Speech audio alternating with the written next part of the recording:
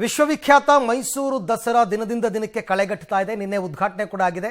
ಇವತ್ತು ಪಾರಂಪರಿಕ Java motor bike ಸವಾರಿಗೆ ಚಾಲನೆಯನ್ನು ಕೊಟ್ಟಿದ್ದಾರೆ.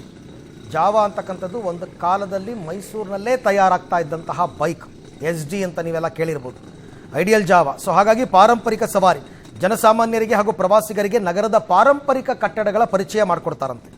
ನಗರದ ಪ್ರಮುಖ ರಸ್ತೆಗಳಲ್ಲಿ ಜಾವಾ ಬೈಕ್ ಮೂಲಕ ಸವಾರಿ ಮಾಡ್ಬೋದು. ಪುರಾತತ್ವ ಸಂಗ್ರಹಾಲಯಗಳು ಮತ್ತು ಪರಂಪರೆ ಇಲಾಖೆಯಿಂದ ಇದು ಆಯೋಜನೆ ಆಗಿದೆ. ನಗರದ ಟೌನ್ ಹಾಲ್ ವೃತ್ತದಿಂದ ಪಾರಂಪರಿಕ ಕಟ್ಟಡಗಳ ಕಡೆಗೆ ಈ ಬೈಕ್ ಸವಾರಿ ಹೋಗಿತ್ತು. ಪ್ರಾದೇಶಿಕ ಆಯುಕ್ತ ರಮೇಶ್ ಅವರು ಬೈಕ್ ರೈಡ್ಗೆ ಚಾಲನೆ ಕೊಟ್ಟಿದ್ದಾರೆ. 80ಕ್ಕೂ ಹೆಚ್ಚು ಜಾವಾ ಬೈಕ್ಗಳು ಪಾಲ್ಗೊಂಡಿವೆ. ಟೌನ್ ಹಾಲ್ನಿಂದ ಪ್ರಾರಂಭಗೊಂಡು ಪ್ರಮುಖ ಪಾರಂಪರಿಕ ಕಟ್ಟಡಗಳ ಮುಂದೆ ಇದು ಸಂಚಾರ ಮಾಡಿದೆ.